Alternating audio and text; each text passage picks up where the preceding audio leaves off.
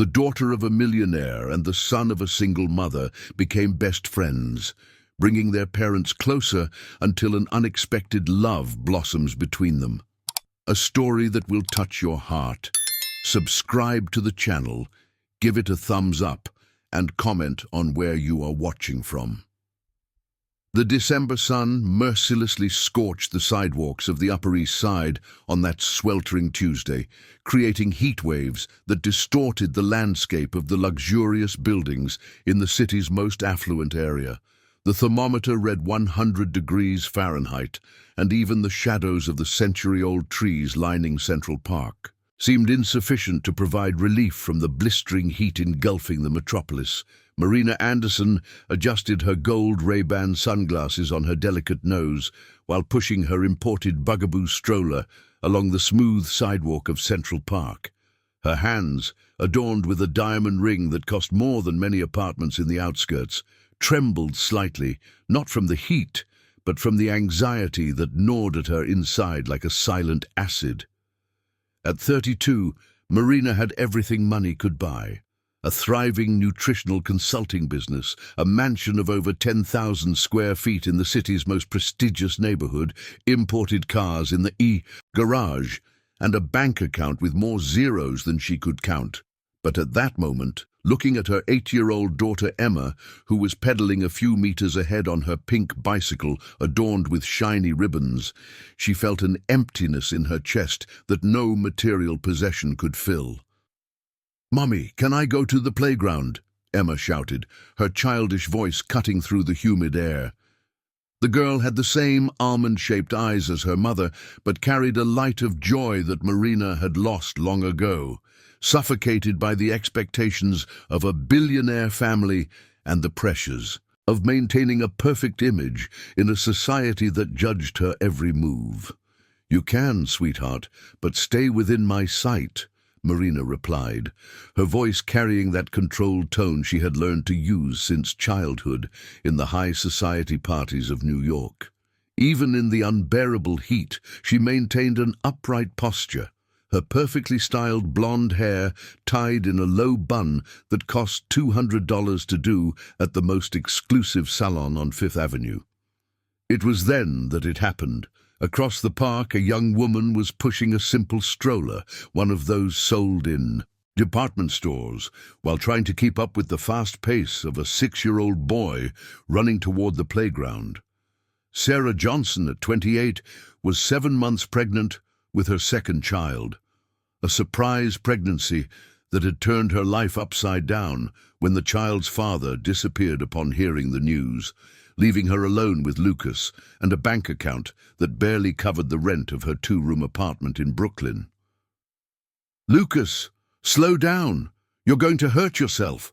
Sarah shouted, her voice hoarse with worry. Sweat dripped down her forehead as she tried to keep up with her son, her flip-flops making a characteristic sound against the hot pavement. Her brown hair was pulled back in a simple ponytail, and her outfit, a faded yellow t-shirt and a pair of jeans that no longer fit properly due to her belly, drastically contrasted with the sophistication of the other mothers frequenting that area of the park. Lucas, a shy boy with big brown eyes full of curiosity, had spotted Emma pedaling and was mesmerized by the shiny bicycle. In his childlike mind, he thought that if he could get closer, he might touch that object that seemed to have come straight out of a fairy tale. Without thinking of the consequences, he ran toward the girl, his worn sneakers pounding the ground while his skinny arms flailed like little windmills. The impact was inevitable. Emma, focused on pedaling and admiring the colorful flowers decorating the park, did not see Lucas approaching from the side. The pink bicycle collided with the boy, who stumbled and fell onto the stroller that Sarah was pushing, creating a loud crash that echoed throughout the playground area. The sound of metal clashing mixed with Lucas's startled scream and Emma's instant cry created chaos that made all heads turn toward the accident. "Oh my God!" exclaimed Marina, rushing toward the children with an agility that her high-heeled Manolo Blahnik sandals should not have allowed. Her heart raced in her chest, and for the first time in years, All her aristocratic composure melted away like sugar in the rain. Sarah arrived almost simultaneously, her trembling hands immediately checking if Lucas was hurt. "Lucas? Lucas, are you okay? Answer me, my love." Her voice was choked with emotion, and tears began to stream down her sunburned cheeks. Emma got up first, her designer clothes now dirty with dirt, but with no apparent injuries. "Mommy, I didn't see him. He came out of nowhere," she said between sobs, her blue eyes shining with tears of fright. Lucas also slowly got up, wiping his scraped knees with the backs of his small hands. "I'm sorry, miss," he murmured to Emma, his natural shyness making him lower his head in embarrassment. "I just wanted to see your bicycle up close. It's the prettiest one I've ever seen." Marina looked at Sarah for the first time, and something strange happened in her chest. She saw in the brown eyes of the pregnant woman the same fear she felt, the same maternal concern that transcended any social difference. In that moment there was no rich or poor. There were just two desperate mothers checking if their children were okay. "It's all right," Marina said, her voice coming out softer than she intended. "Accidents happen. The important thing is that no one is seriously hurt." Sarah looked at her in surprise, expecting shouts or complaints about the expensive bicycle that now had some scratches on the paint. I'm so sorry. Lucas is very curious. Sometimes he doesn't think the consequences. I can pay for the bike repair. Don't worry." "No need," interrupted Marina, bending down to check Lucas's scraped knees. "Let me take a look at those little injuries." She pulled out a first aid kit from her Hermes bag that she always carried, a legacy of the maternal paranoia she developed since Emma was born. Marina's expensive perfume mingled with the sweet scent of baby powder emanating from Sarah's stroller, creating a strange but pleasant combination. As she gently cleaned Lucas's superficial wounds with a sterile gauze, Marina felt something she hadn't experienced in a long time, the genuine simplicity of a human gesture without ulterior motives. "What's your name, champ?" Marina asked, applying a superhero-themed bandage to the boy's knee. "Lucas Johnson," he replied, now more relaxed. "And your daughter's name?" "Emma," Marina said, smiling for the first time naturally that day. Sarah watched the scene with a mix of gratitude and disbelief. It wasn't every day that a clearly wealthy woman treated her child with such kindness. "Thank you," she murmured. "You didn't have to." "I did," Marina replied, standing up and extending her hand to Sarah. "Marina Anderson. And you?" "Sarah Johnson," she said, shaking the offered hand. The difference between Marina's soft, moisturized skin and her own dry, work-worn hands did not go unnoticed by either of them. Emma approached Lucas, who was still admiring the bike. "Do you want to try?" she asked, with the natural generosity of children. "I can teach you how to ride." Lucas looked at his mother, who nodded positively, still in shock at the kindness of this family. "Really?" And so, while the two children got to know each other better, Marina and Sarah sat on a bench under the shade of an oak tree, watching their kids play together as if they were long-time friends. The aroma of roasted chestnuts from a street vendor perfumed the warm afternoon air, mingling with the distant sound of traffic from Fifth Avenue and the laughter of children running through the park. Neither woman knew that this seemingly simple accident was planting the first seed of a transformation that would forever change the course of their lives. January arrived in New York City, carrying with it the characteristic humidity of summer and an unexpected routine that developed between two completely different families. Every day, around 5 in the afternoon, when the sun began to ease the scorching heat, Marina and Emma walked the 15 blocks that separated their mansion in the Upper East Side from Central Park, always finding Sarah and Lucas on the same bench under the oak tree where it all began. "Mummy, why can't we go by car?" Emma complained for the third time that week, her little legs tiring from the walk. The Porsche Cayenne remained in the air-conditioned garage while mother and daughter faced the heat of the busy streets. "Because walking is good for your health," Marina replied, but the truth was more complex. She had discovered that those 15 minutes of walking were the only moments of the day when she felt truly free from the suffocating expectations of her privileged life. There, on the uneven sidewalks, mingling with the workers heading home and the street vendors shouting their products, she was just an ordinary mother strolling with her daughter. That particular afternoon, they arrived at the park to find Lucas quietly crying while Sarah tried to comfort him. The boy held a crumpled piece of paper in his small hands, and his tears left clean streaks on his dirt-smudged face. "What happened?" Marina asked, immediately sitting next to Sarah on the bench. The physical closeness that had developed between them in recent weeks was something new for Marina, who was used to the cold formalities of her social circle. "Lucas brought a drawing he made of his dad to show me," Sarah explained, her voice heavy with a deep sadness she was trying to hide. "Today marks exactly a year since my dad passed away. He was a chef, worked at a restaurant near the park. Lucas has few memories of him, but he always says he wants to be a chef like Grandpa." Marina looked at the colorful drawing that showed a smiling man wearing a chef's hat holding a pot.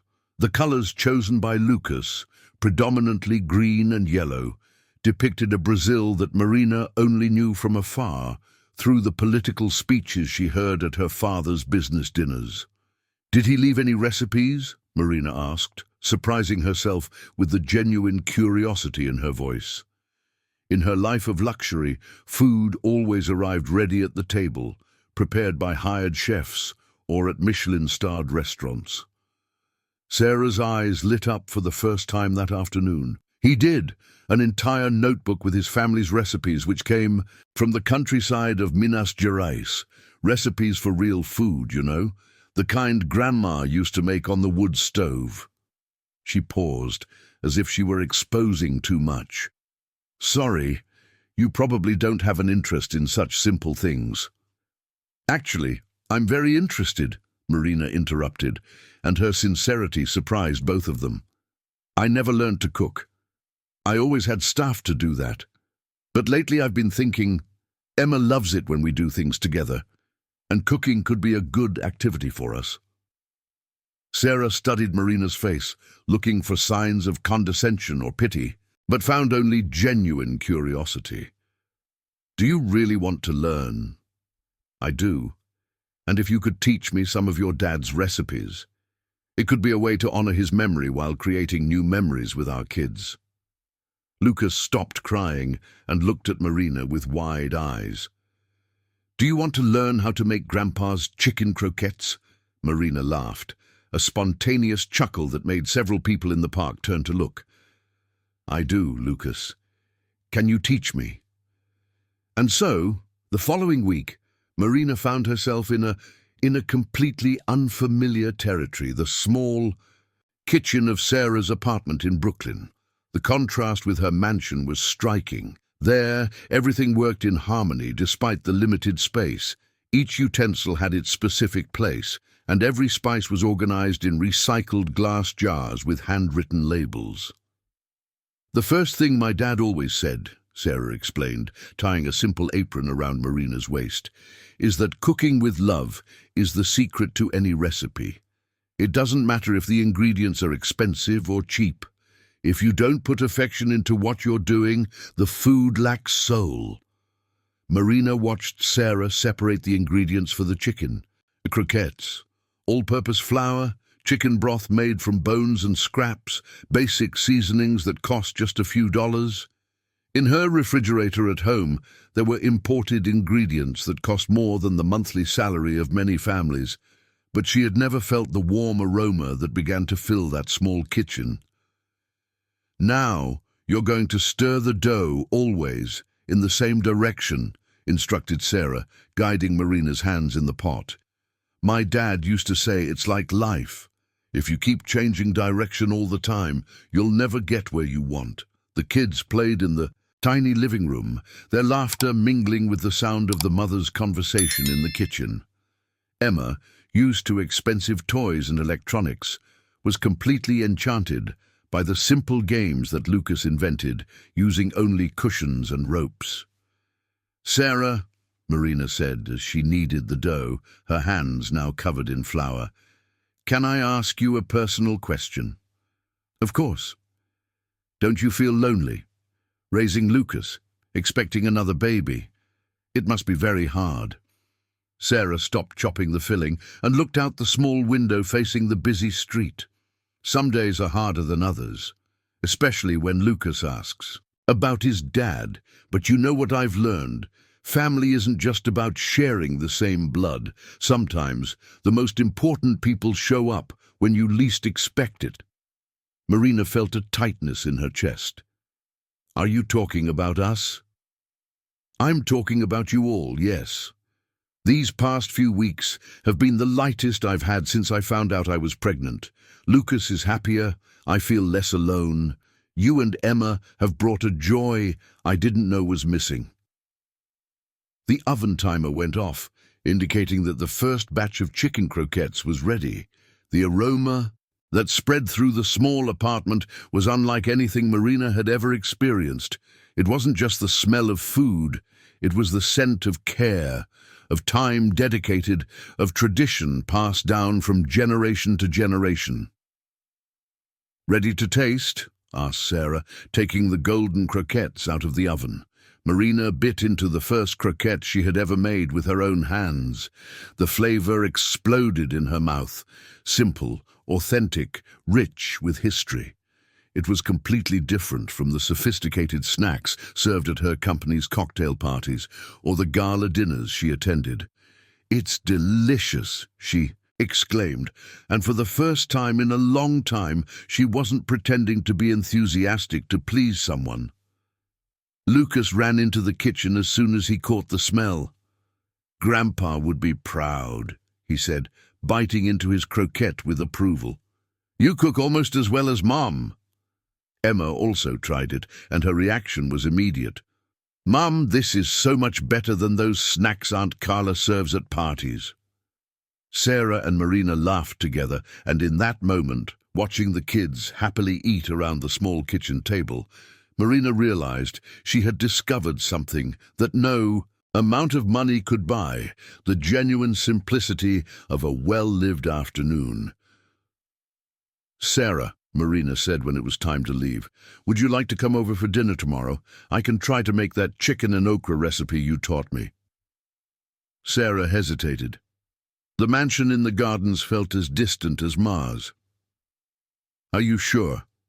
We don't want to be a bother." "You're not a bother. Actually," Marina paused, as if admitting something to herself for the first time, "you all make our house feel more like a home." February arrived, bringing with it the first storms of the summer in New York, and news that shattered the small world of stability Sarah had managed to build. The rain drummed against the windows of the apartment in Brooklyn as she held in her trembling hands an eviction letter that seemed written specifically to destroy her dreams. 30 days, she murmured, rereading the printed words on the letterhead for the 5th time. "Mr. Johnson is selling the apartment, and I need to leave in 30 days. Lucas played on the living room floor with the used toy cars he had received from Marina, oblivious to the storm brewing. In his mother's life, at 6 years old, he still believed that adults always found solutions to every problem, an innocence that Sarah deeply envied at that moment. The noise from her belly, which grew every day and was now in the 8th month of pregnancy, made every movement a Herculean effort. Sarah tried to mentally calculate how much money she had in her account, barely enough for next month's rent, let alone a deposit on a new apartment. Working as a freelance nutritionist in a small medical office in the area brought in little, especially now that she needed to take frequent time off for prenatal appointments. "Mom, are you crying?" Lucas asked, dropping his toys and running to hug his mother's legs. His small voice carried a worry that no child should have. "It's okay, my love," Sarah lied, wiping her tears with the back of her hand. "Mum is just a little tired." But everything was not okay. Nothing was okay. The phone rang, interrupting the whirlwind of negative thoughts swirling in her mind like a destructive hurricane. Marina's name appeared on the screen of the basic cell phone, and Sarah hesitated before answering. How? To explain to a wealthy woman living in a mansion that Sarah, was about to become homeless. "Hi, Marina," she said, trying to control her choked voice. "Sarah, are you okay? Your voice sounds strange." The genuine concern in Marina's tone made tears spring up in Sarah's eyes again. I need to tell you something. Can you come here? Or if you prefer, I can go with Lucas." "I'm already on my way," Marina said without hesitation. "I'll be there in 15 minutes.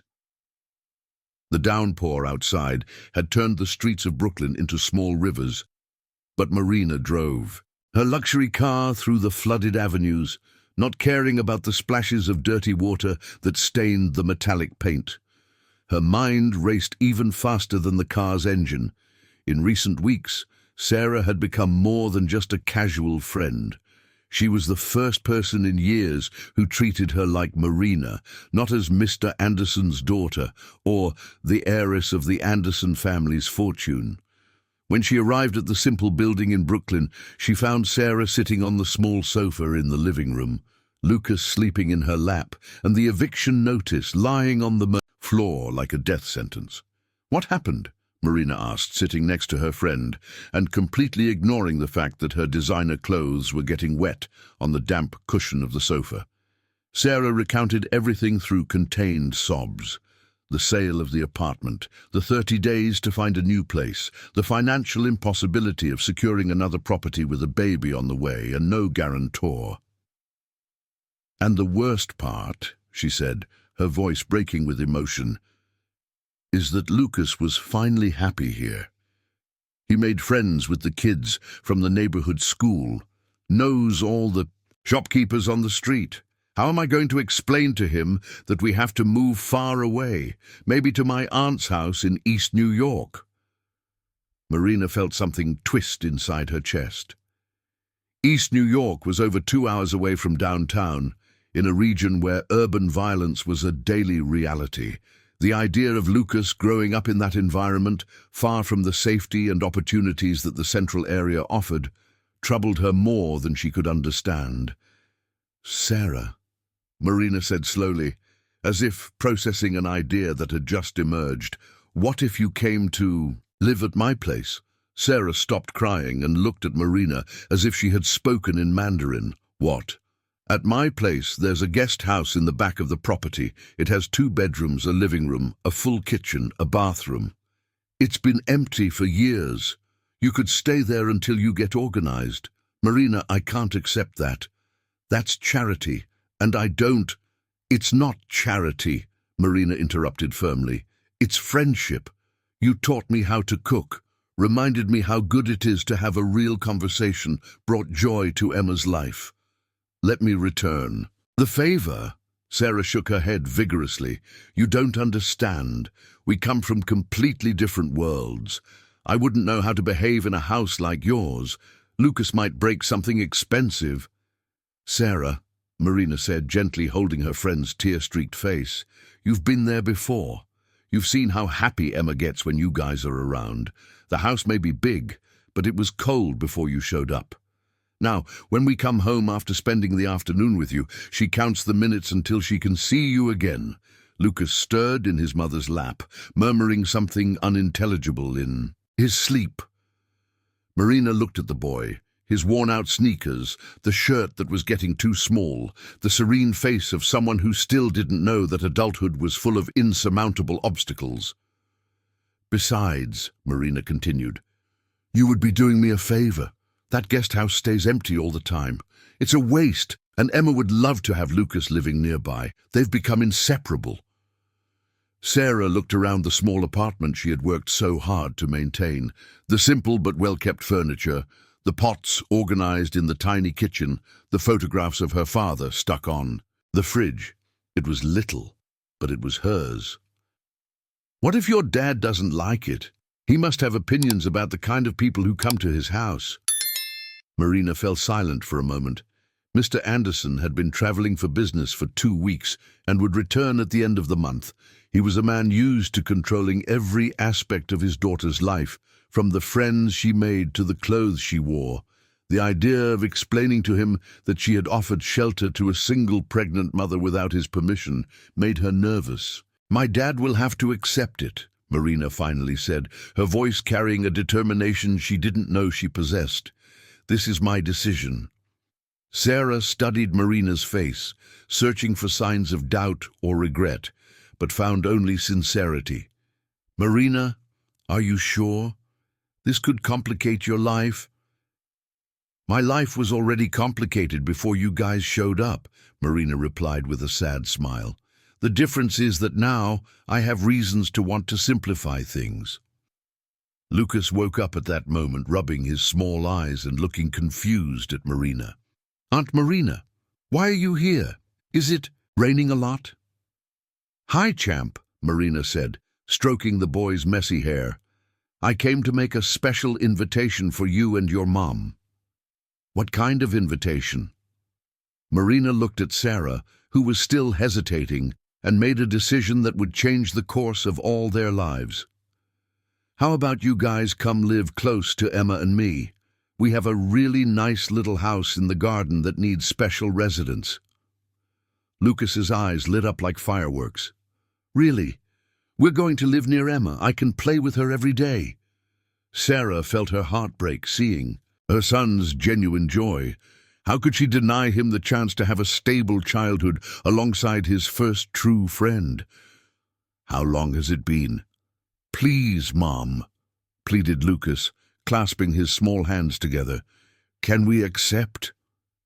Sarah looked at Marina, then at Lucas, then at the eviction notice on the floor. Sometimes pride was a luxury that a single pregnant mother could not afford. "All right," she finally sighed, "but only until I can get myself back on track." Lucas shouted with joy and jumped into Marina's lap, who welcomed him with a tight hug. In that moment, hearing the boys' laughter mingled with the sound of the rain outside, Marina realized she had made the best decision of her adult life. 3 days later, a small but significant change was happening in the gardens.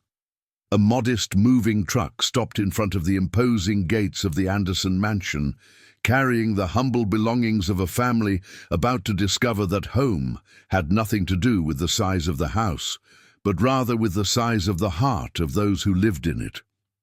The guest house of the Anderson mansion had remained closed for almost 3 years, accumulating dust and silence between its white walls.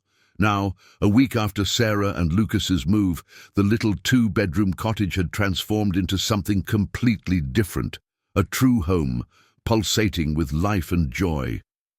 "Mom, look!" shouted Emma, running through the meticulously trimmed gardens towards the main house. Her blonde braids swayed with the rhythm of her run, and her light pink dress was stained with dirt. A sight that would have horrified Marina a few weeks ago, but now made her smile tenderly.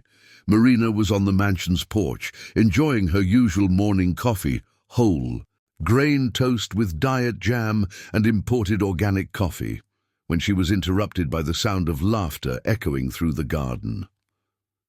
Through the French windows of the dining room, she could see Lucas and Emma playing hide-and-seek among the century-old trees, transforming the formal atmosphere of the property into a true amusement park. "What are you two up to?" Marina asked, descending the marble steps of the porch with a smile on her face. "We're helping Aunt Sarah make chocolate fudge," explained Emma, breathless from running. "She said that when my dad was little, his grandma always made sweets when she was sad, and today she's feeling a little down because her belly hurts." Marina felt a pang of concern cross her chest like a sharp blade. Sarah was in her 9th month of pregnancy, and in the last few nights she had noticed lights on in the guest house until very late, indicating sleepless nights. "Where is she now?" Marina asked, already walking towards the cottage.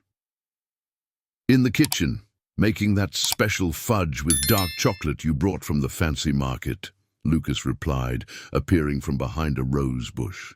His eyes sparkled with excitement. But Marina noticed he seemed more attached to his mother in recent days, as if he instinctively felt that important changes were coming. The kitchen of the guest house exuded a heavenly aroma of melted chocolate mixed with condensed milk. Sarah was leaning over the stove, stirring a pot with slow and careful movements. Her hands rested on the simple granite countertop, and Marina noticed she was taking small pauses between stirs, as if waiting for waves of pain to pass. "Sarah," Marina called softly, so as not to startle her. "How are you feeling?" Sarah turned, her face flushed, from the heat of the kitchen, but there was something in her eyes that did not deceive Marina. "Hi, Marina. I'm fine. Just a little tired. The baby is more active today." "Active how?" Marina approached, observing how Sarah supported one hand on her lower back while continuing to stir the fudge with the other. "He won't stop moving, and I've been having some strange contractions since last night. But it's nothing serious," Sarah said, trying to downplay the situation. "My doctor said that's normal in the last weeks." Marina studied her friend's face closely. There was something familiar in that look, a distant memory of her own pregnancy that made her frown with concern. "Sarah, how far apart are these contractions?" "I don't know. Every 15-20 minutes?" Sarah stopped stirring the fudge and leaned fully on the countertop. "Why?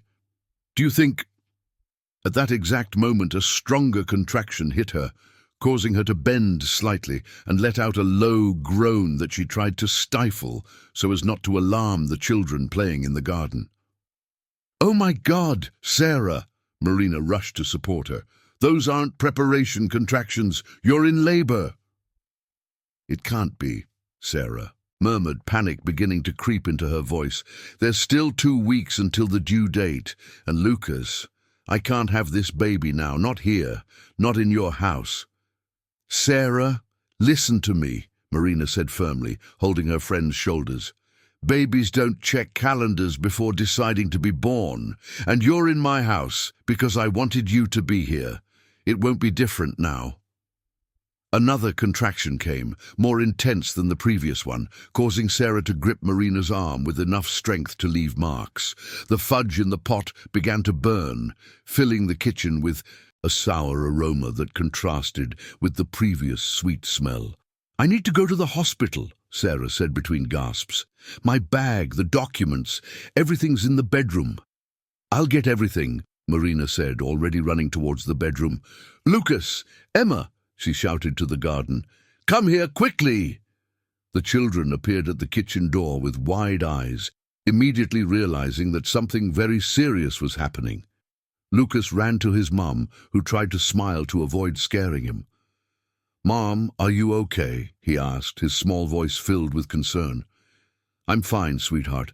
It's just that your little brother decided he wants to meet everyone today," Sarah explained, trying to stay calm as another contraction. A wave of pain washed over her. Emma approached Lucas and held his small hand. "Don't worry, Lucas. When I was born, my mom felt the same way. It's normal. The baby just can't wait to play with us." Marina rushed back with a hastily packed bag, car keys in hand, and her phone already dialing the hospital number. "Sarah, can you walk to the car?" "I think so," she replied, but when she tried to take the first step, another contraction caught her off guard, making her double over and let out a quiet cry of pain. It was at that moment that Marina realized there wouldn't be time to get to the hospital. "Sarah," she said in a calm but determined voice, I think your baby isn't going to wait for us to get to the hospital. Panic filled Sarah's eyes immediately. No, Marina, it can't be. I need doctors, equipment, and I need you to trust me, Marina replied, surprising herself with the firmness in her voice. I took a first aid course when Emma was born. I know what to do. Lucas began to cry softly, scared by the situation. Emma, with the unique wisdom of children, led him to the living room sofa and started telling stories to distract him, their small voices creating a comforting soundtrack for the most intense moment that house had ever witnessed. Marina ran to fetch clean towels, warm water, and everything else her memory could recall from the obstetric emergency classes she had taken years ago. Her hands trembled, but her determination was unshakable. You can do this, she murmured to herself as she prepared the room.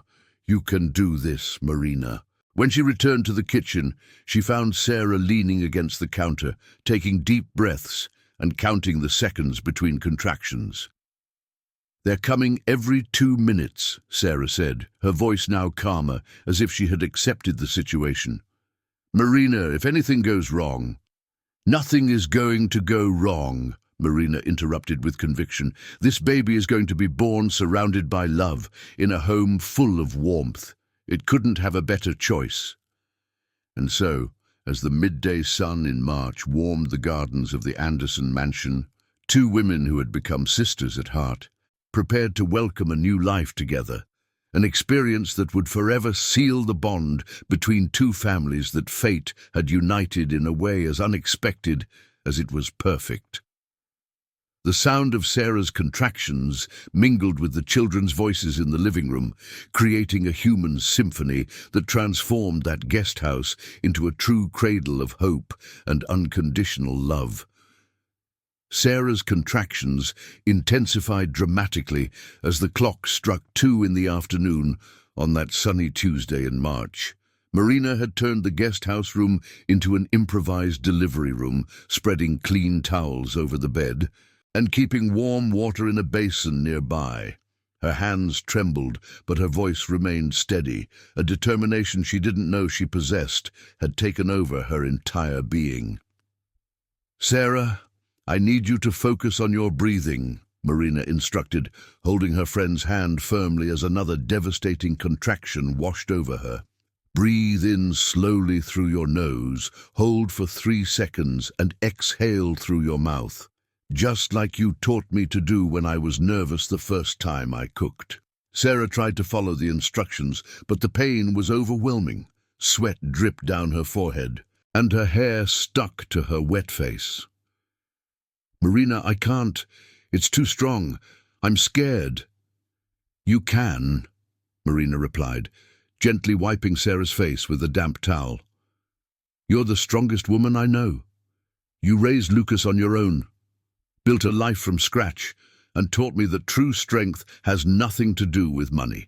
If anyone can do this, it's you. In the living room, Emma had taken on the role of caregiver to Lucas with impressive maturity for her 8 years. She had seated him on the sofa and was telling the story of the day she was born, trying to explain to the frightened boy that what was happening to his mum was something natural and beautiful. You know, Lucas, my mum always says that the day I was born was the happiest day of her life, Emma said, her childlike voice filled with protective sweetness. It must be like that for all babies. They choose the right moment to arrive, even when adults think it's not time yet. Lucas clutched a toy car that Marina had bought for him the week before.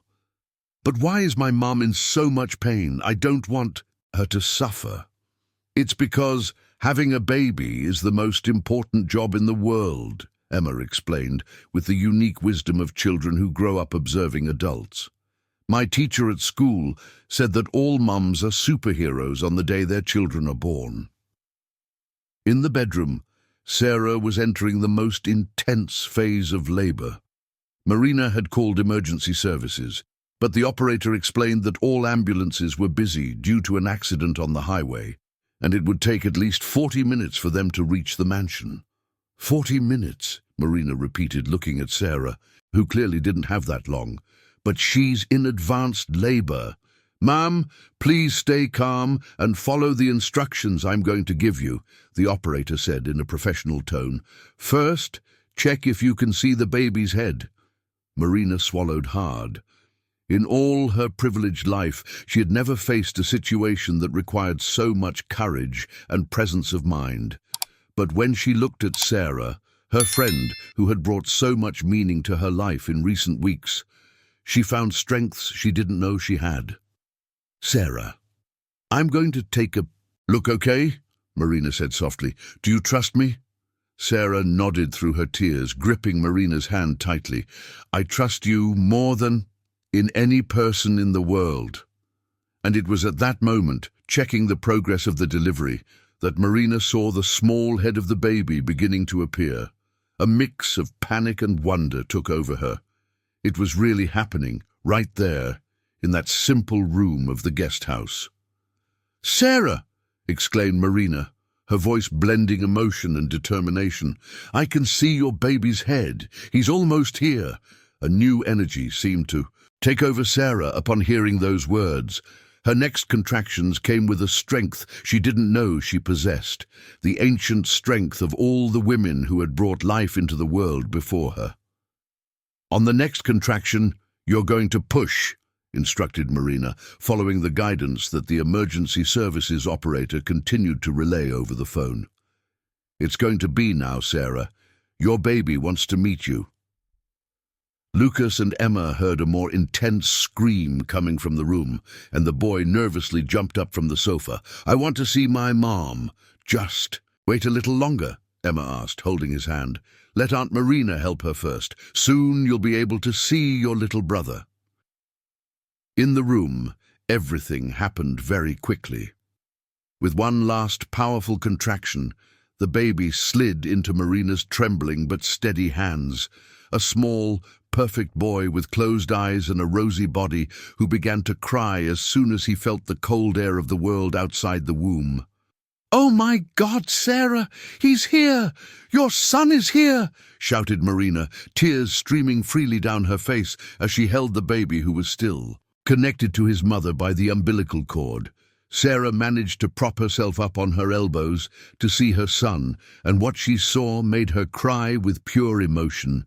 Marina held the baby with such care and affection, as if he were the most precious thing in the world, and at that moment he truly was.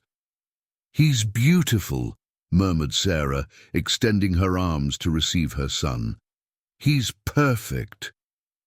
Marina gently placed the baby on Sarah's chest, and at that moment, watching mother and child meet for the first time, she felt something transform definitively within her. She was no longer just Marina, the daughter of a wealthy businessman. She was no longer just Marina, the owner of a successful company. She was Marina, the woman who had helped a life come into the world. She was Marina, the friend who had been present at the most important moment of another person's life. Lucas, called Sarah, her voice exhausted but radiant with happiness. Come meet your brother. Lucas ran into the room, closely followed by Emma. When he saw the tiny baby in his mother's arms, his eyes widened in shock and admiration. He's so small, whispered Lucas, gently touching his little brother's tiny, closed fist. How is he going to play with me? He's going to grow up fast, Marina explained, still emotional. And when he grows up, he'll have the best big brother in the world to teach him everything. Emma approached the bed and looked at the baby with the natural curiosity of children. What will he be named? Sarah looked at Marina, then at the two children leaning over the makeshift crib, and then at the baby who was peacefully sleeping in her arms. I was thinking of Lucas, she said softly. Lucas. Johnson. Marina raised her eyebrows in surprise. Johnson! He was born at the Johnson family house, with the help of the bravest Johnson woman I know, explained Sarah, smiling through tears of exhaustion and happiness. It's only fair that he carries that name too, if you allow it, of course. Marina couldn't respond because the words refused to come out of her throat, choked with emotion. She simply nodded, holding Sarah's free hand as she contemplated the scene that would be etched in her memory forever. When the emergency services finally arrived, they found a completely controlled situation. Mother and baby healthy, umbilical cord properly cut, and an improvised family radiating happiness throughout that small room. "You did an excellent job," said the paramedic to Marina while checking Sarah and Lucas's vital signs. "Not everyone can keep calm in a situation like this." Marina looked at baby Lucas, who was now peacefully sleeping in Sarah's arms, then at Lucas and Emma, who were whispering about plans to teach everything to their little brother, and finally at Sarah, who was watching her with an expression of infinite gratitude. "It wasn't courage," Marina finally said, her voice soft but filled with certainty. "It was love. That's all." And on that late March afternoon, as the golden sunlight filtered through the curtains of the guest house room, a new life had come into the world, and with it, the absolute certainty that these two families were now, definitely and forever, one family. 3 weeks after Lucas's birth, the routine of the Anderson mansion had completely transformed.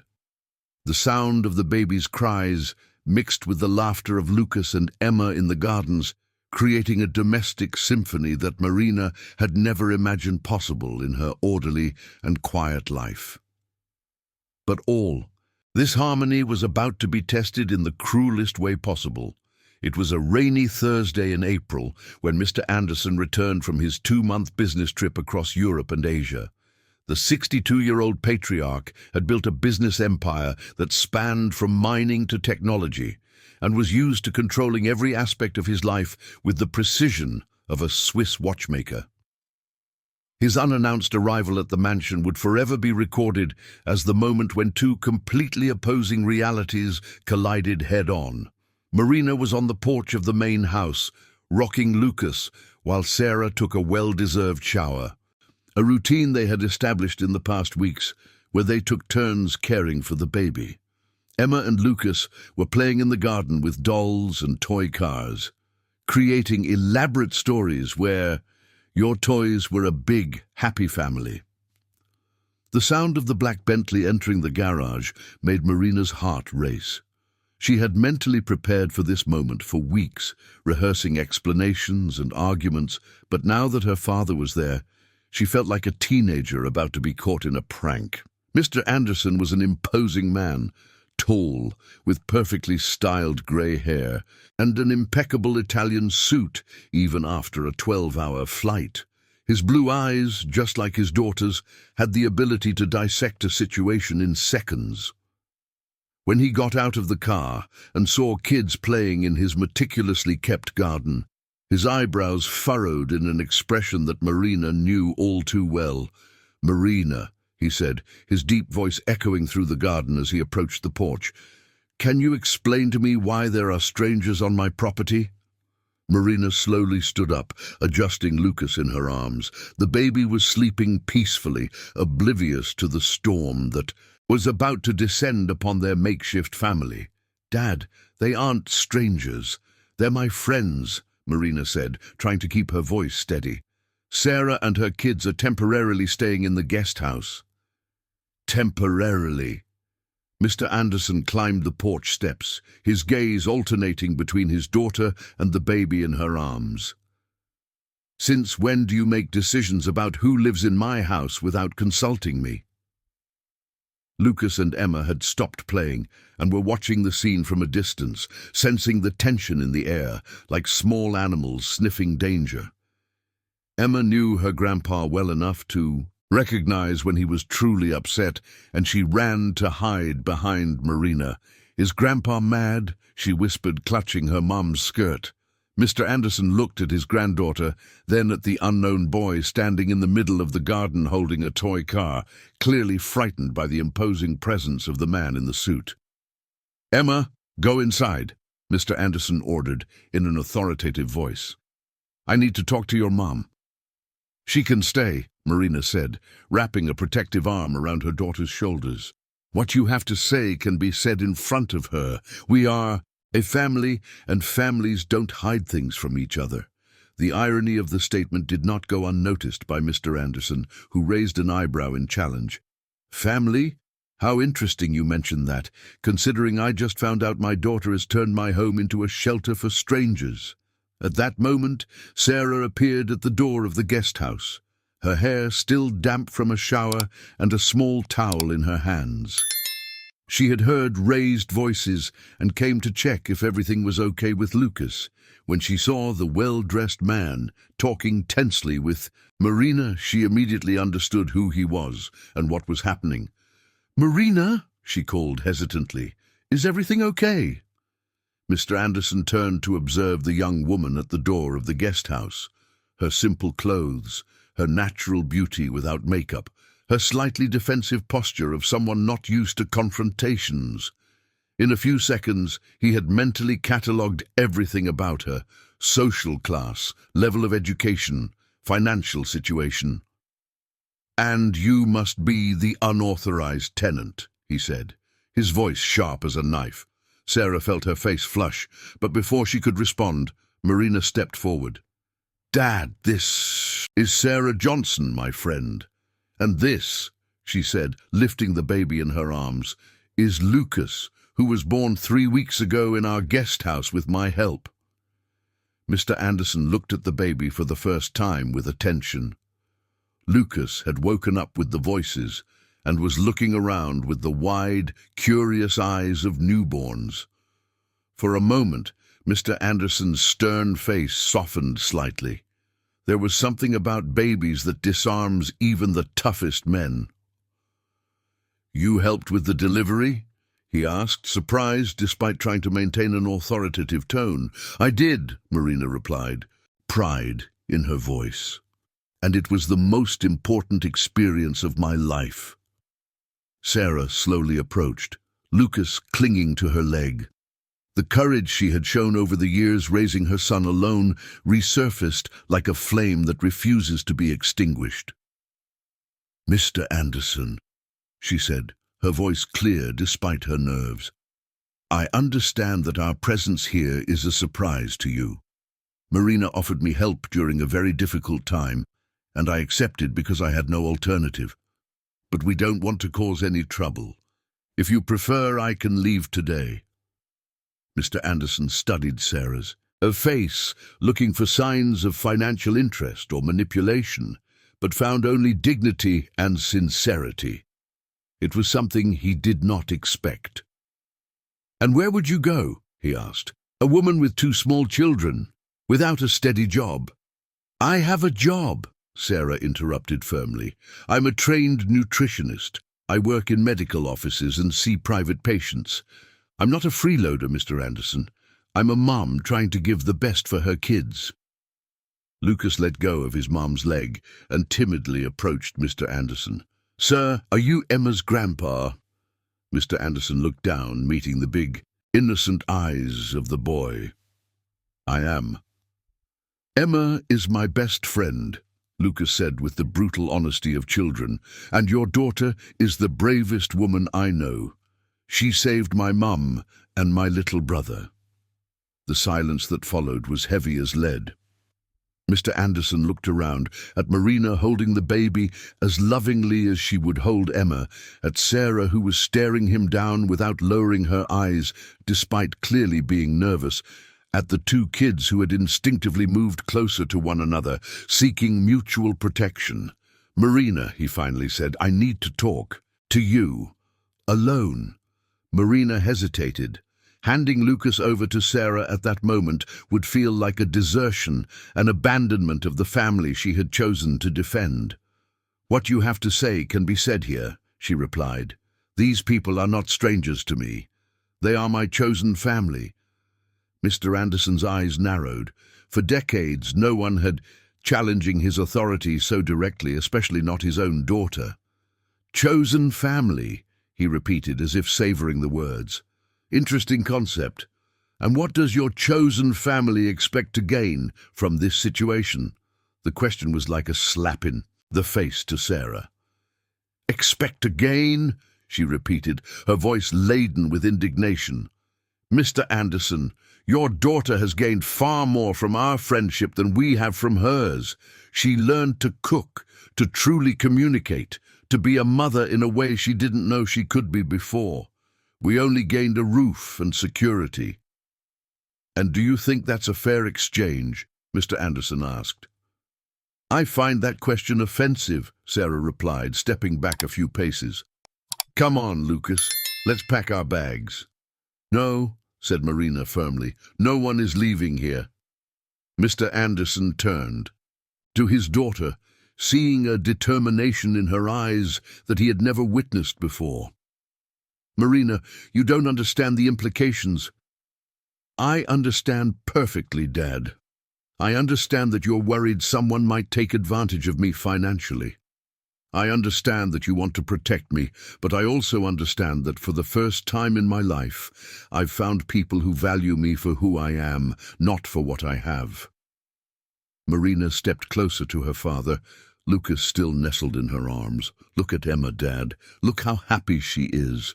Look how she has learned to share, to care, to be an older sister. This is not the spoiled girl you left here 2 months ago." Mr. Anderson looked at his granddaughter, who was hugging Lucas, both watching the adults' conversation with evident concern. It was true that Emma seemed different, more mature, more empathetic, more human. "And you," Marina continued, turning to Sarah, "are not leaving here. This is your home now, if you want it to be. Not out of charity, not out of pity, but because you brought something to our lives that money could never buy. Authenticity." Baby Lucas began to cry softly, as if sensing the tension in the air. Marina gently rocked him, and her voice took on a softer yet no less determined tone. "Dad, you always taught me that family is the most important thing in the world. Well, this is my family. If you can't accept that, then maybe it's you who needs to rethink your priorities." 2 weeks passed since the confrontation between Mr. Anderson and Marina, and a palpable tension hung over the Anderson mansion like a storm cloud about to burst. The patriarch had retreated to his private quarters on the 3rd floor of the main house, only emerging for meals and business meetings, silently observing the family dynamics unfolding in the gardens below his windows. During this forced period of observation, something unexpected began to happen to Mr. Anderson. Accustomed to making quick decisions based on cold analyses of financial data, he found himself fascinated by the emotional complexity of the situation he had encountered at home. Every morning, while sipping his imported Italian espresso, he watched from the office window as Sarah organized the children's breakfast on the guest house porch, her simple yet efficient routine contrasting sharply with the controlled chaos that had reigned in the mansion during Marina's childhood. It was a rainy Tuesday in May when Marina's nutrition consulting firm received a call that would change everything. Mr. Smith, CEO of the Prime Fitness chain and responsible for 40% of the company's annual revenue, was on the other end of the line, his voice laden with a professional coldness that Marina knew all too well. "Marina, we need to talk urgently," Mr. Smith said, dismissing the usual pleasantries. "I'm cancelling our nutrition consulting contract." Marina nearly dropped the phone from her hands.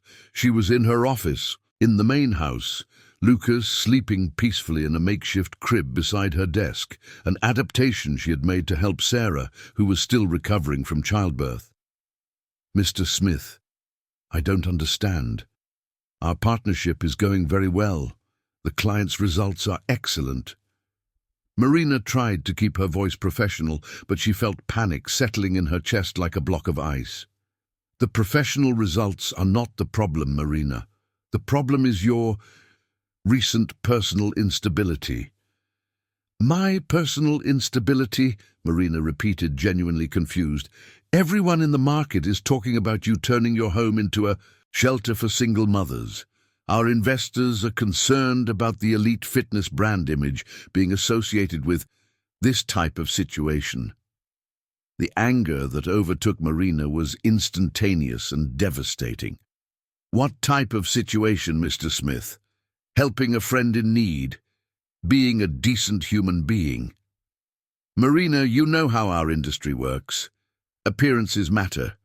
A successful businesswoman can't afford to seem emotionally unstable. Our clients pay for excellence, not personal drama.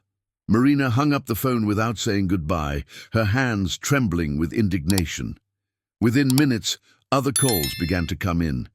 Clients cancelling contracts, suppliers demanding upfront payment, business partners scheduling meetings to reassess their partnerships. It was as if a destruction machine had been activated against her company, operating with surgical precision to dismantle years of hard work. Sarah found Marina crying in the office 2 hours later, Lucas still sleeping peacefully in the makeshift crib, oblivious to the storm raging in the life of the woman who had helped him come into the world. "Marina? What happened?" Sarah asked, rushing to kneel beside the armchair where Marina was curled up. Between sobs, Marina recounted everything: the cancelled contracts, the malicious comments about her, emotional instability, the real threat of bankruptcy looming over the company she had built with so much sacrifice. "It's all my fault," Sarah murmured, her voice heavy with guilt. "I brought problems into your life." "No!" Marina exclaimed, lifting her tear-streaked face.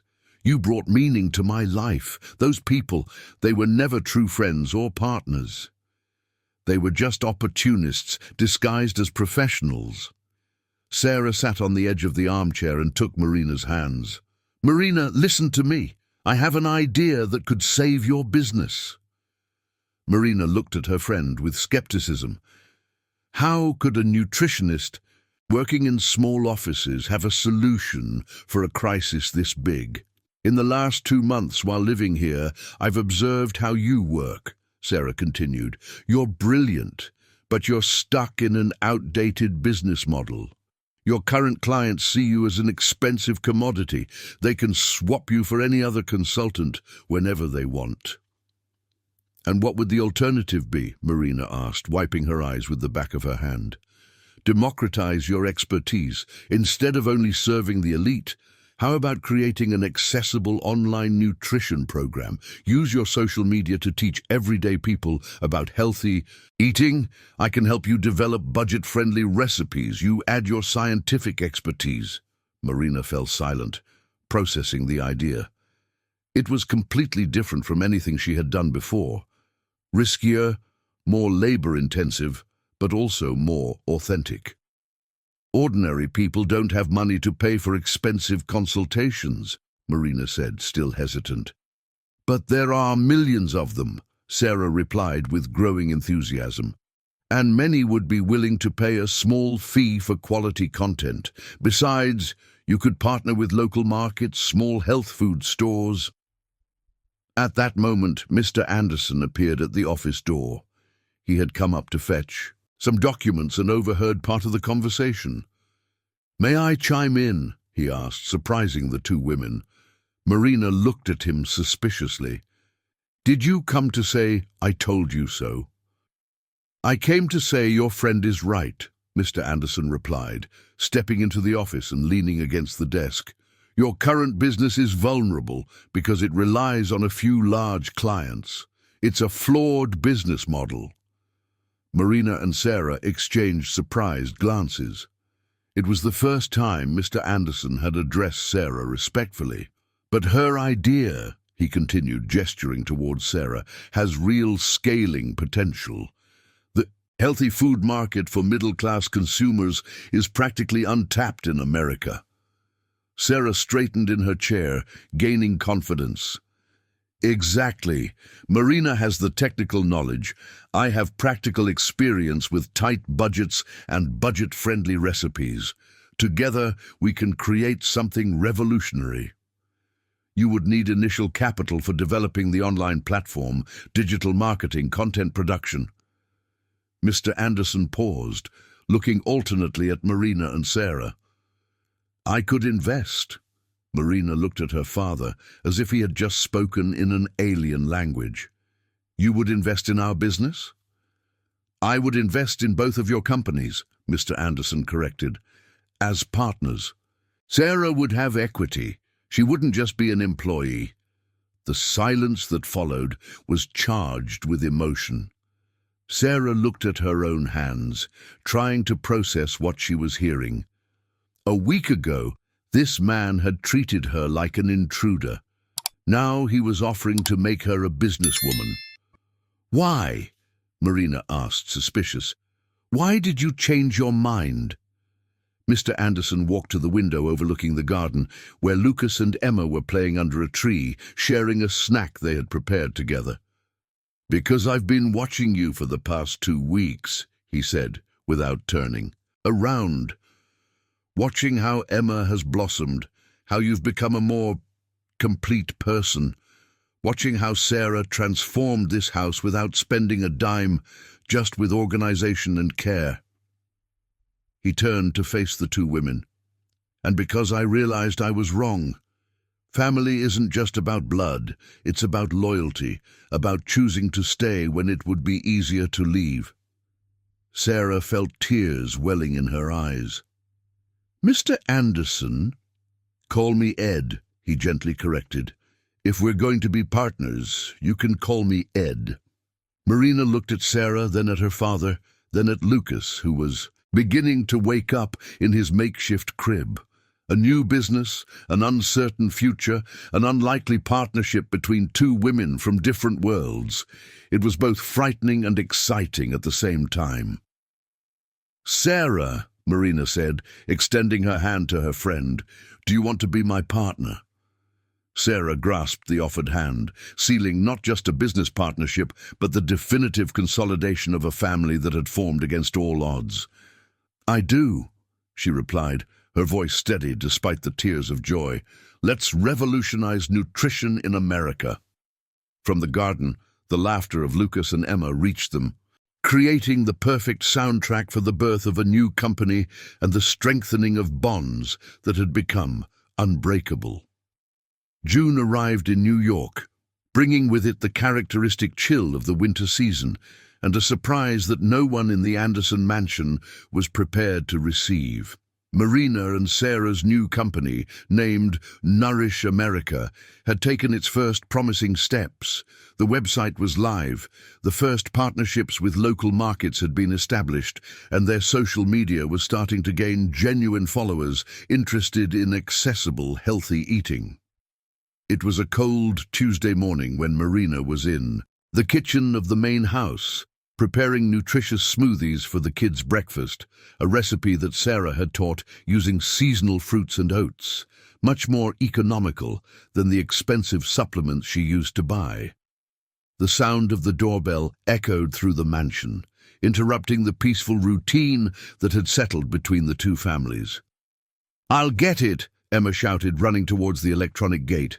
Lucas followed closely behind, the 2 always inseparable since they had officially become heart siblings, as they liked to introduce themselves to anyone who asked about their relationship. But when Marina saw who was on the other side of the intercom, she felt the blood freeze in her veins. Richard Smith, her ex-fiancé, was standing in front of the mansion's gates, wearing an impeccable tailored suit and holding an expensive bouquet of red roses that probably cost more than the monthly salary of many families. Richard had been the perfect fiancé on paper, son of a traditional family from New York's high society, educated at Marina Anderson had a degree from Harvard and was the heir to a fortune built in agribusiness. Their relationship had lasted 3 years, ending abruptly when Marina discovered that Richard had secretly cancelled a medical appointment for her fertility, claiming that successful women shouldn't worry about children before the age of 35. Marina, Richard said through the intercom, his voice carrying that calculated charm she knew so well. Can I come in? I need to talk to you urgently. Marina hesitated, holding Lucas in her arms while watching Gabriel and Emma through the window. Sarah had left early for a meeting with a potential supplier of organic products, and Mr. Anderson was in New Jersey visiting one of the company's factories. She was alone to face a conversation she knew would be complicated. "What do you want, Richard?" she asked, not opening the gate. "I want to talk about us. About the future we can have together. Marina, I made mistakes in the past, but I've learned from them. I'm here to ask for a second chance." Emma and Gabriel approached Marina, sensing the tension in her voice. "Mummy, who is that man?" Emma asked, observing the elegant stranger through the intercom camera.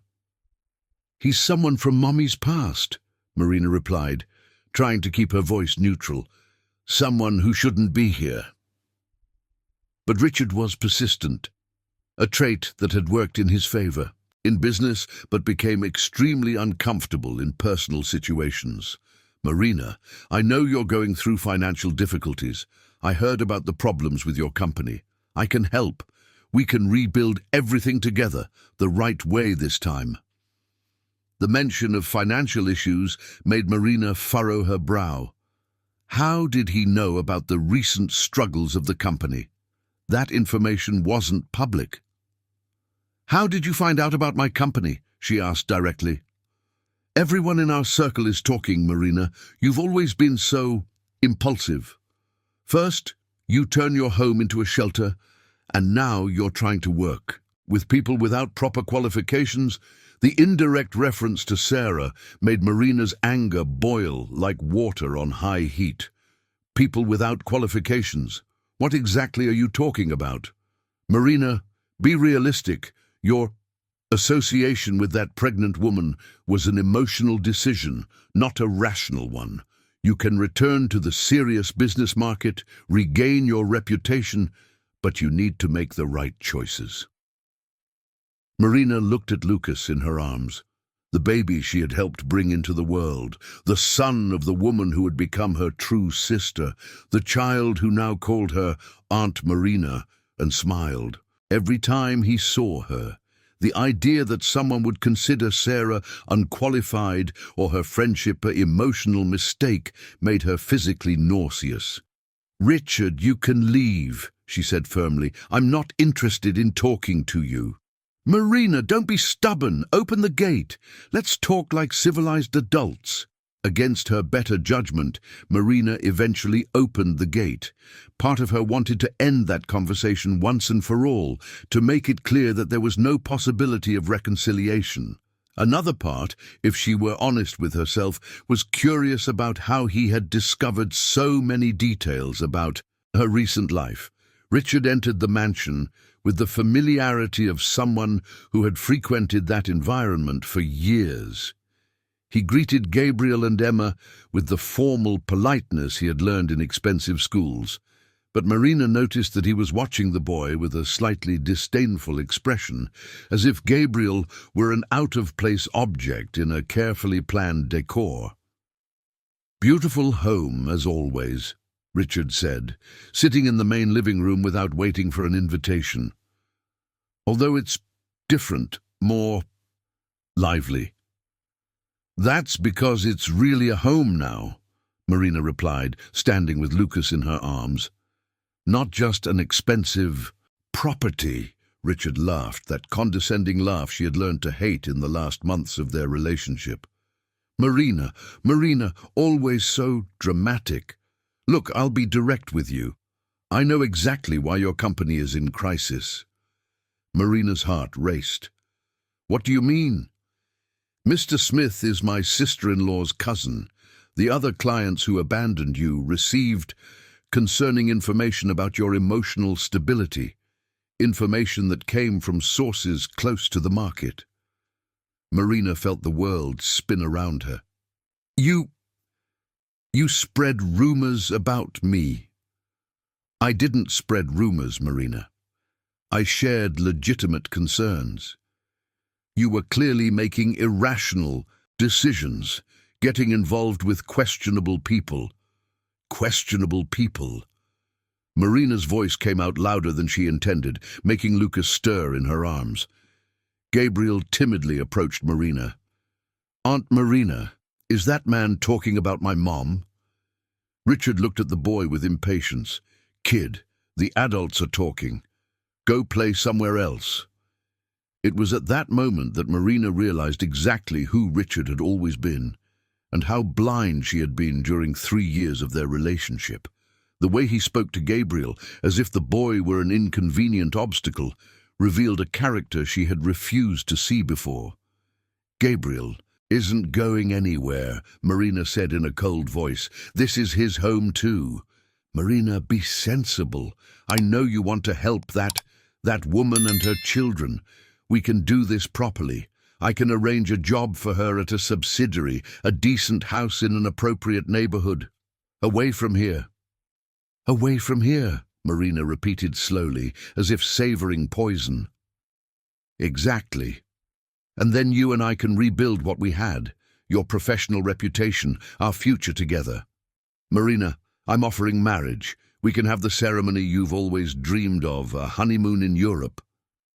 Richard got down on one knee in the living room, pulling a velvet box from his suit pocket that contained a diamond ring, likely worth more than a house.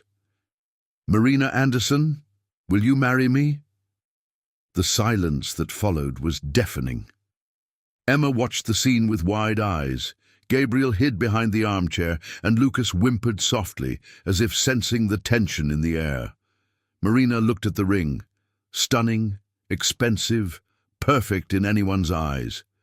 Then she looked at Lucas, who was watching her with absolute confidence, knowing she would protect him. She glanced at Emma, who was holding the boy's hand in an instinctive protective gesture. Finally, she looked at Richard, truly seeing him for the first time, and realized that he represented everything that was wrong in her previous life. Superficiality, prejudice, love conditioned on social conveniences. Richard, she said calmly, stand up. He rose with a confident smile, clearly expecting a yes. My answer is no, and I want you to leave my home. Now. Richard's smile vanished like smoke. Marina, you're making the biggest mistake of your life. No, she replied, hugging Luke tighter. The biggest mistake of my life was taking 3 years to realize who you really are.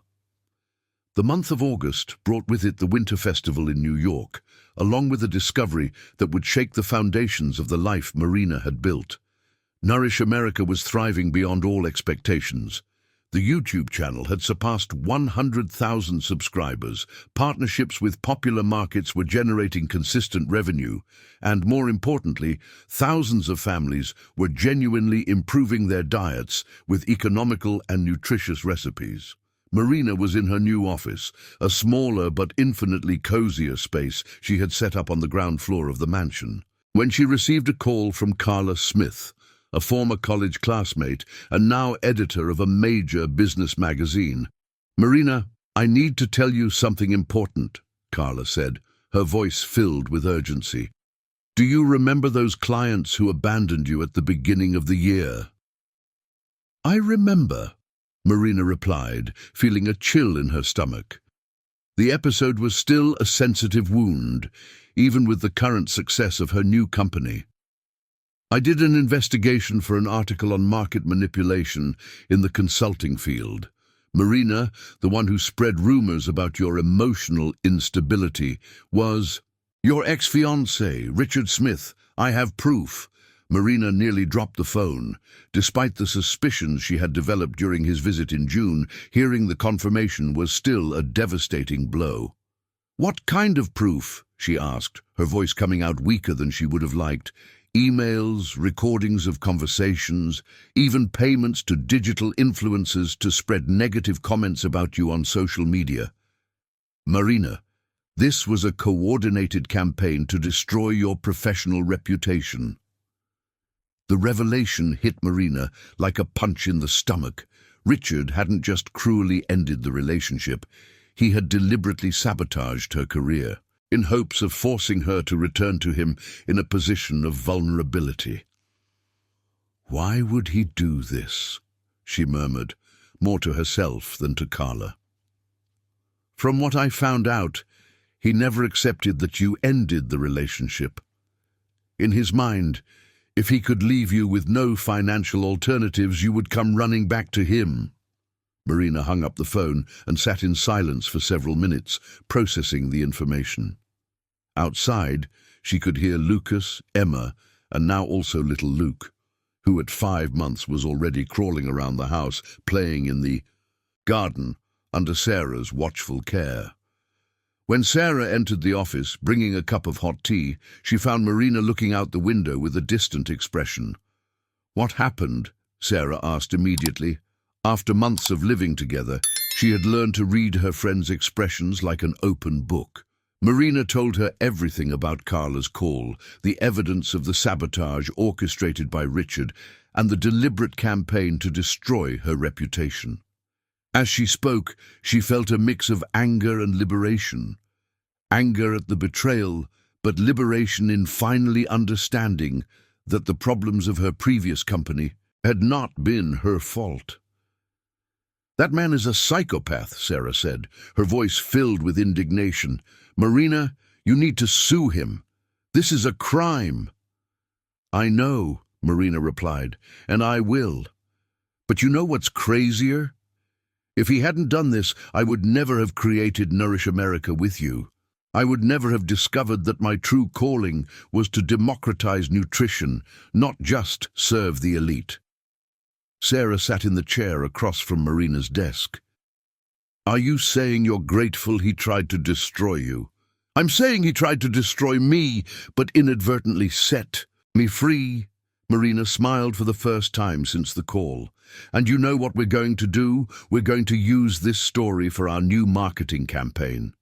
The idea that emerged at that moment was bold, to use the very experience of sabotage to create a campaign about authenticity versus appearances, about how the elitist market can be toxic, and how choices based on true values always lead to more sustainable outcomes. "Let's tell our real story," Marina said, already visualizing the possibilities. A wealthy businesswoman who discovered her life was empty, a single mother who taught about strength and simplicity, a friendship that turned into partnership, a baby born in a mansion. It's a much better story than any traditional advertising campaign. Sarah smiled, taking her friend's hand. "And it's a true story. That makes all the difference." 3 weeks later, the video titled "How Sabotage Taught Me True Success" was going viral on social media. Marina and Sarah told their story honestly and vulnerably. The meeting in the park, the move to the mansion, Luke's birth, the company crisis, the discovery of the sabotage, and how all of this led them to create something much greater than they had imagined possible. The impact was immediate and overwhelming. Thousands of people identified with the narrative of overcoming. Dozens of media outlets requested interviews. And more importantly, Nourish America gained credibility as a company genuinely committed to social transformation. But the repercussions also brought unexpected consequences. Richard, seeing her reputation exposed publicly, he hired a team of lawyers to try to silence Marina. Threats of defamation lawsuits began to arrive, attempts at intimidation aimed at forcing her to take the video down. "He's desperate," observed Mr. Anderson during a family dinner, a ritual they had established since he officially accepted Sarah and the kids as part of the Anderson family. "Men like Richard only understand the language of power. Now that you have the power of narrative, he feels threatened." Lucas, now 7 years old and increasingly perceptive, looked at Mr. Anderson with curiosity. "Mr. Anderson, why does this man want to hurt Aunt Marina?" "Because he never learned that true love is about freeing people, not controlling them," Mr. Anderson replied, surprising everyone with the philosophical depth of his answer. Emma nodded vigorously. "It's like the difference between our family and the other. Rich families I know, the other families compete to see who is better. Our family just wants everyone to be happy." Luke, sitting in his special chair, clapped his hands and smiled at everyone. as if he perfectly understood the conversation and approved of every word. That night, after the kids went to bed, Marina and Sarah sat on the porch of the guest house, which had now officially become Sarah's house, no longer a temporary accommodation. The air was fresh, scented by the winter flowers that Sarah had planted around the property, transforming the formal garden into a more welcoming and colourful space. "Marina," said Sarah, rocking Luke, who was still resisting sleep, "can I tell you something I've been thinking for months?" "Of course." "You saved my life, literally. If you hadn't taken me in here, I don't know where Luke and I would be now. Probably somewhere dangerous, struggling." Marina shook her head. "Sarah, you saved my life too. I was dying of emotional loneliness in this house. I had everything and nothing at the same time." "But I want you to know," Sarah continued, "that no matter what happens with the company, with Richard's lawsuits, with anything, I will never forget that you gave me a family when I needed it most." Marina felt tears welling up in her eyes.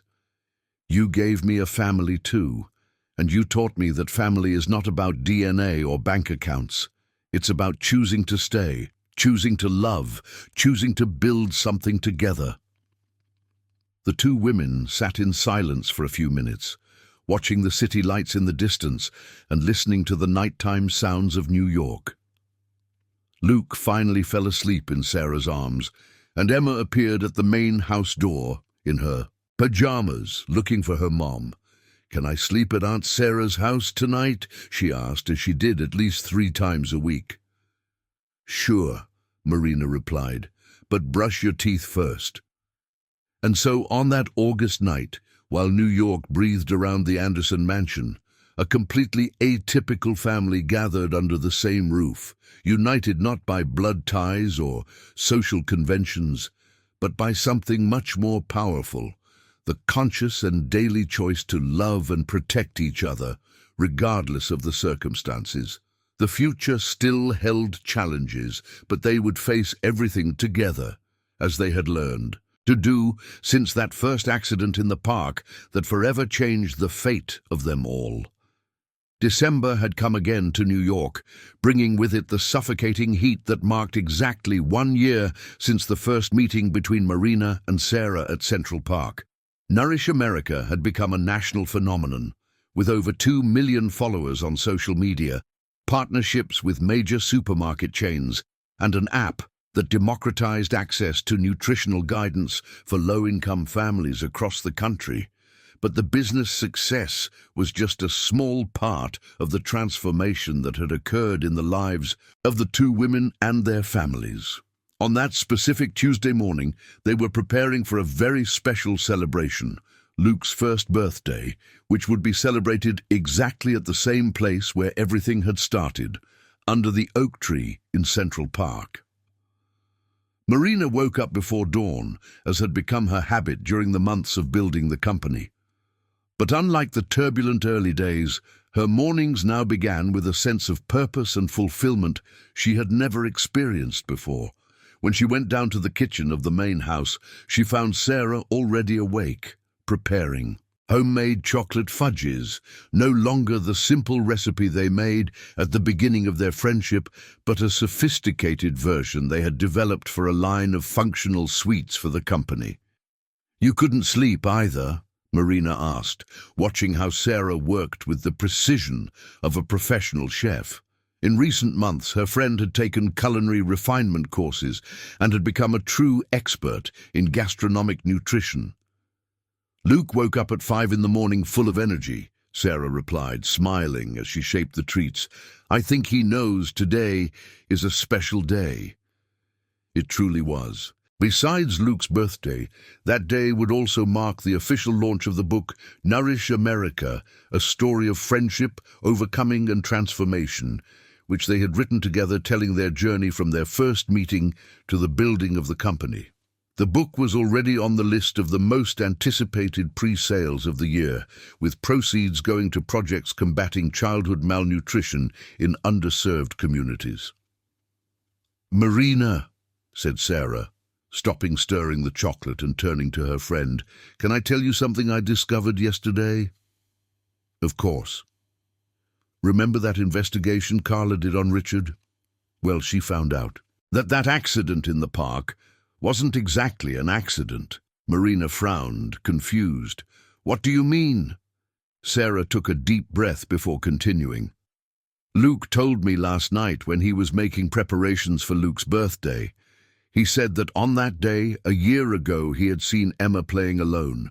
Several times before, he deliberately approached because he recognized in her the same sadness he felt." Marina felt a shiver run down her spine. "Are you saying that a 6-year-old orchestrated our meeting?"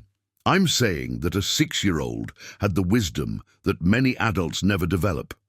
The charm, ability to recognize another lonely child and do something about it." The two women fell silent for a few moments, processing the depth of this revelation, all the transformation that had occurred in their lives, all the challenges overcome, all the joys discovered. It all had begun with the empathetic intuition of a child who simply wanted another child not to feel alone. "Where is that little wise one now?" Marina asked, discreetly wiping away a tear that insisted on rolling down. "Probably waking up Emma to plan the surprise they are preparing for Luke," Fernanda replied. "They have spent the whole week whispering and making secret drawings." As if summoned by the conversation, Lucas appeared in the kitchen in his pajamas, hair tousled and a folded paper in his small hands. "Good morning, Aunt Marina." "Good morning, Mom," he said, running to hug the two women. "Can I show you the surprise Emma and I made for Luke's birthday?" Lucas unfolded the paper, revealing a colorful drawing that showed all the important people in his life: Marina, Fernanda, Emma, Luke, and even Mr. Anderson, whom the kids had affectionately nicknamed Grandpa Ed. But what caught the most attention? In the drawing was the word written in bold letters at the top of the page: "Family." "Lucas," said Marina, kneeling to be at the boy's height, "this is the most beautiful drawing I have ever seen."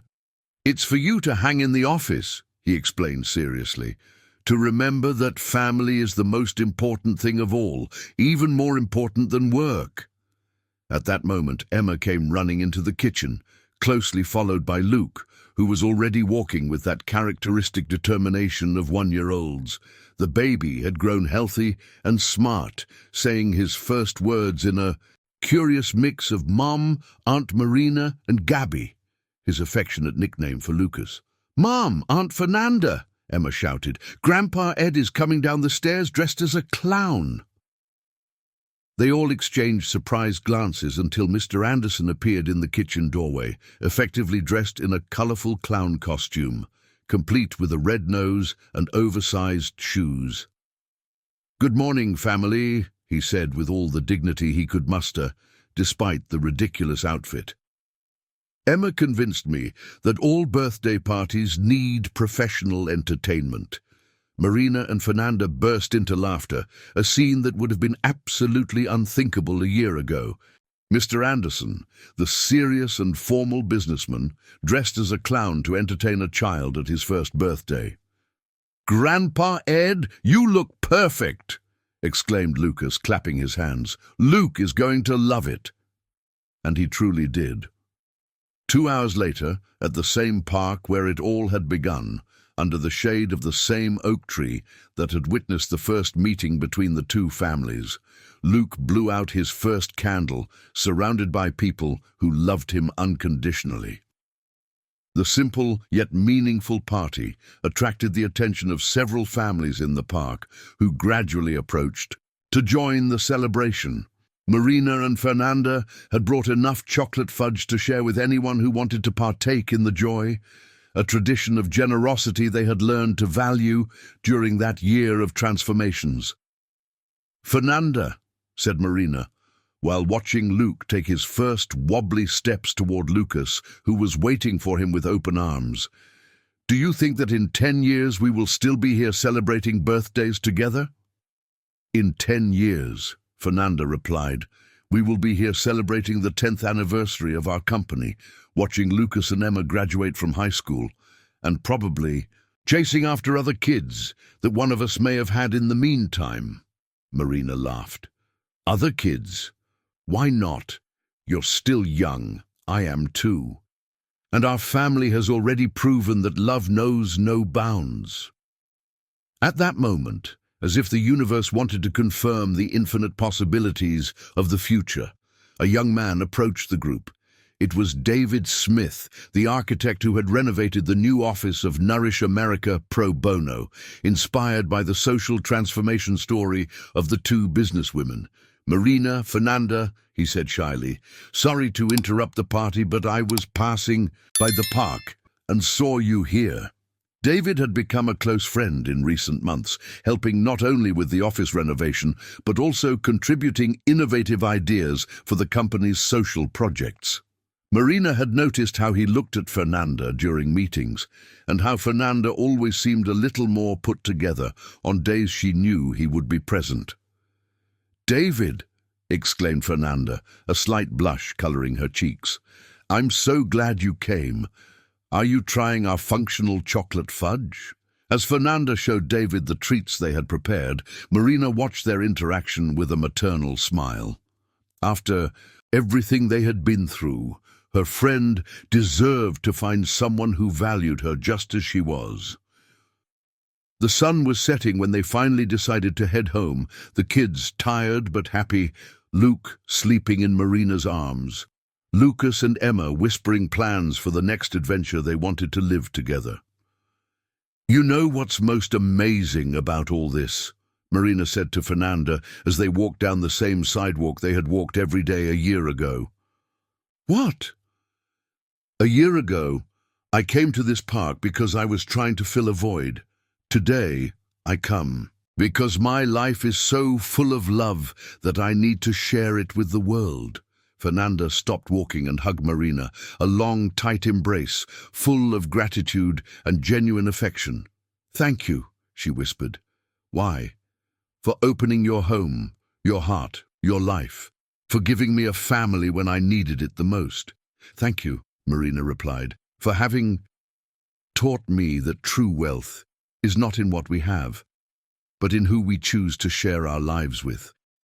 And so, as the family walked back home under the starry sky of New York, carrying bags of used toys, remnants of chocolate fudge, and hearts overflowing with happiness, the circle was complete. 1 year after the accident that changed everything, Marina and Sarah were no longer just two mothers who met by chance. They were heart sisters, dream partners, co-founders of a company that touched lives across the country, and more importantly, they were a family that had chosen to love each other unconditionally, proving that the strongest bonds are those we build with our own hands, nurtured with daily dedication and mutual care. Please like, subscribe to the channel, turn on the notification bell, and if you watched until here, comment "I watched until here" and leave your opinion about this story. Oh, and don't forget to watch the next video that appears on the final screen. It's very exciting.